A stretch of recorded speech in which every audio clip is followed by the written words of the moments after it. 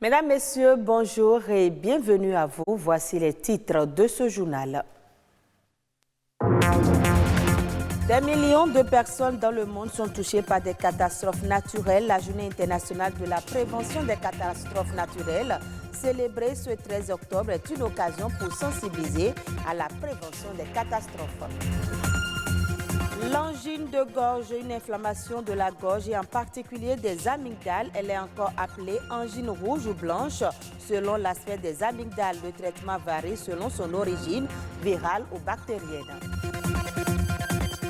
Le climat et la météo, deux éléments indispensables à l'agriculture qui nécessitent une bonne maîtrise pour un bon rendement. Un agrométéorologue nous dira comment procéder.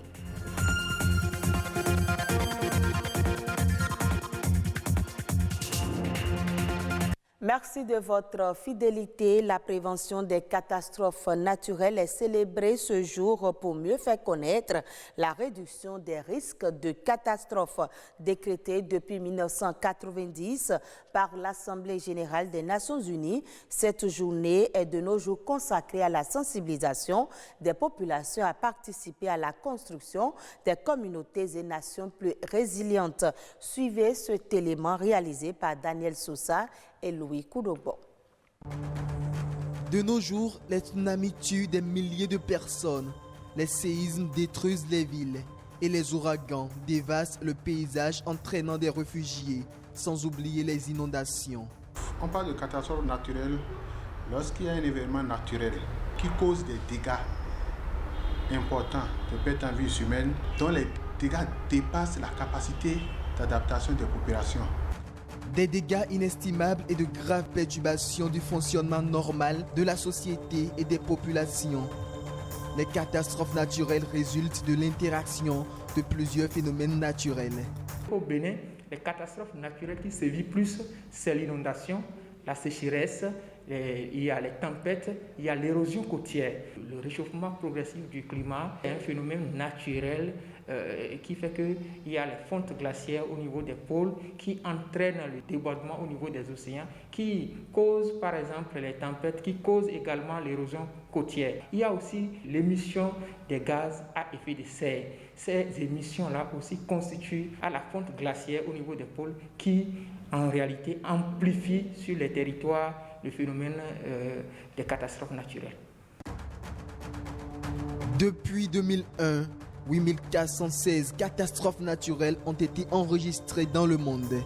Celles-ci ont fait plus d'1 million de victimes avec une perte de 1262 milliards de dollars, soit plus de 694 milliards de francs CFA comme dommage sur le plan économique.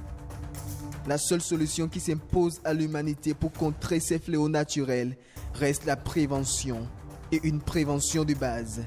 La grande population de demain, les jeunes de demain, les ministres de demain, c'est les enfants que nous avons aujourd'hui. Il faut commencer par éduquer les petits-enfants déjà à l'école de base sur la prévention des catastrophes naturelles, les méthodes de sauvetage. Il faut éduquer suffisamment sur ça. Vous allez aujourd'hui en Japon, on éduque les enfants comment se sauver quand il y a des événements vraiment dramatiques qui arrivent à l'improviste.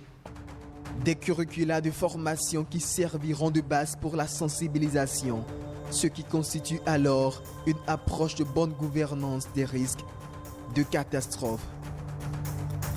Et nous parlons toujours environnement. Le climat et la météo sont des éléments indispensables à l'agriculture. Les maîtriser est nécessaire pour tout producteur à la quête d'un bon rendement. Cela leur permet de choisir les semences en conséquence et surtout de savoir quand et comment répandre l'engrais. Un agrométéorologue nous en parle. Nous avons des applications en météo qui sont beaucoup plus utiles pour l'agriculture. Et c'est pourquoi nous parlons de l'agrométéorologie, c'est-à-dire l'application de la météorologie à l'agriculture. Aujourd'hui, avec les changements climatiques, nos paysans ont du mal à maîtriser les saisons. Alors, la météo vient en appui. venu en appui à ces paysans-là afin de pouvoir mettre à la disposition des paysans les informations agricoles nécessaires pour la maîtrise. Et le but final, c'est de pouvoir accroître le rendement à l'hectare de leur production.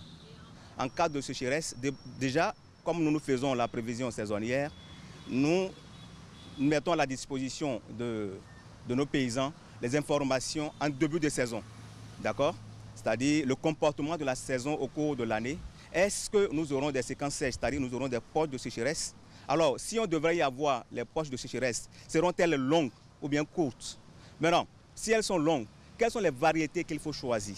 C'est là où c'est important ça. Donc, nous conseillons aux paysans de faire le choix des variétés qui résistent mieux à la sécheresse. Ça, c'est un. En dehors de cela, lorsque la saison démarre, nous, on calcule ce qu'on appelle l'ETP, c'est-à-dire l'évapotranspiration potentielle, qui vous permet, c'est des termes techniques, qui permet de pouvoir évaluer la quantité d'eau qui est disponible pour que la plante puisse exploiter.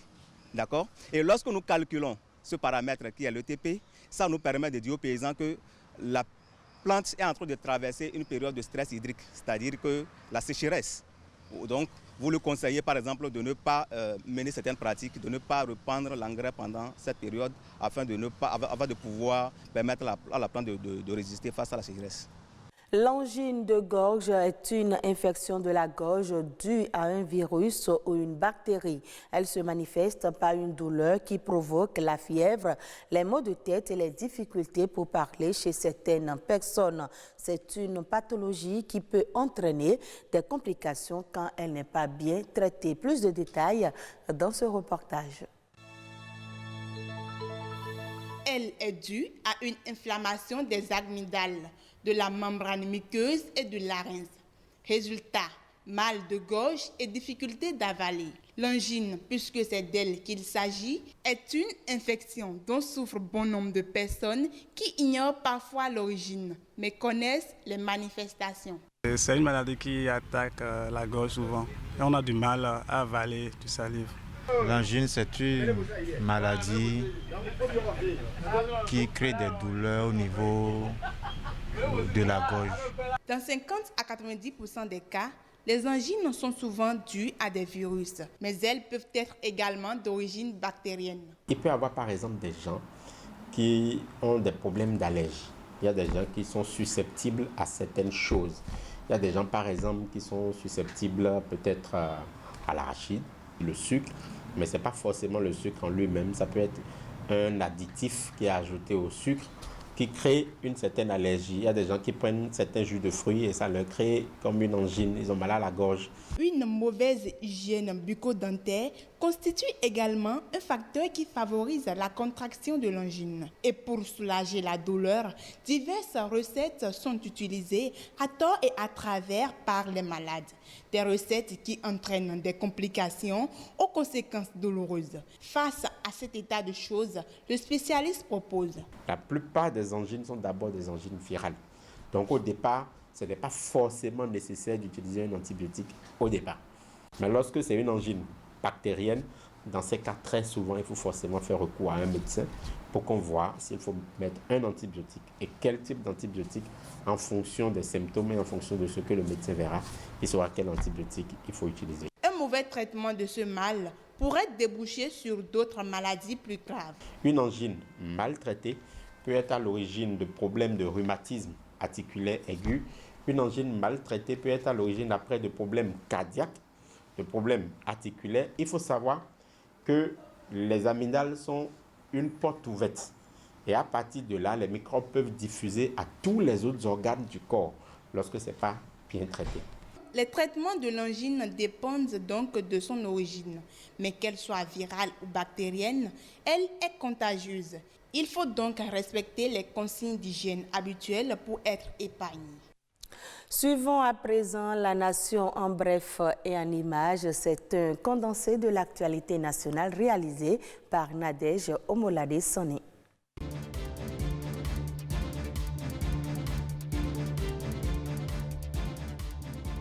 Le ministre de l'Énergie, Donat Jean-Claude Oussou, et le coordonnateur national du Millennium Challenge Compte, Gabriel Degbeni, ont effectué la semaine dernière une visite sur les différents sites de construction de postes, de transformation à Cotonou et de distribution de l'électricité à Akasato. Le ministre s'est dit rassuré du niveau d'avancement des travaux préparatoires. Selon l'autorité en charge de l'énergie, ces infrastructures permettent de prévoir les besoins des 20 voire des 30 prochaines années. À travers ce projet, le Millennium Challenge Compte et le gouvernement veulent accroître la production et la productivité des entreprises et générer davantage de possibilités économiques pour les ménages. Le commissaire en charge de l'aménagement du territoire communautaire et des transports de l'Union économique et monétaire ouest-africaine, Paul Kofi Kofi, accompagné du ministre des Infrastructures et des Transports, Hervé Heromé, a visité le poste de péage et pesage de Wegbo.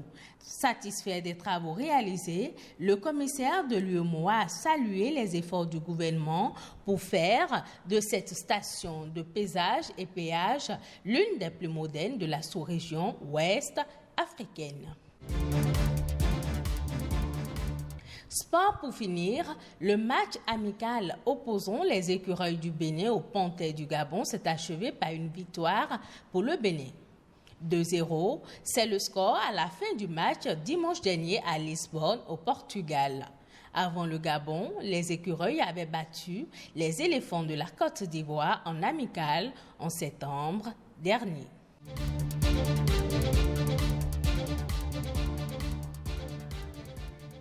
Hors du Bénin, en 2021, le marché de l'huile de palme connaîtra un peu de répit. Les prix mondiaux de l'oléagineux devraient augmenter légèrement sur le premier semestre grâce à une offre moindre et une demande attendue en hausse. Selon les analystes de l'industrie, l'embellie des prix va profiter notamment du recul de l'approvisionnement mondial de l'huile de palme en raison des fortes pluies liées au phénomène La Niña en Asie du Sud-Est. Par ailleurs, le resserrement des stocks d'autres oléagineux comme l'huile de soja et l'huile de tournesol devrait contribuer à augmenter l'attrait pour l'huile de palme. Le palmier à huile, il faut le préciser, est la troisième plus grande culture oléagineuse en termes de superficie plantée derrière le soja et le colza. Et ce sera tout pour ce journal. Merci à vous de nous avoir suivis. Retrouvez cette édition sur le site de l'ORTB, www.ortb.bj.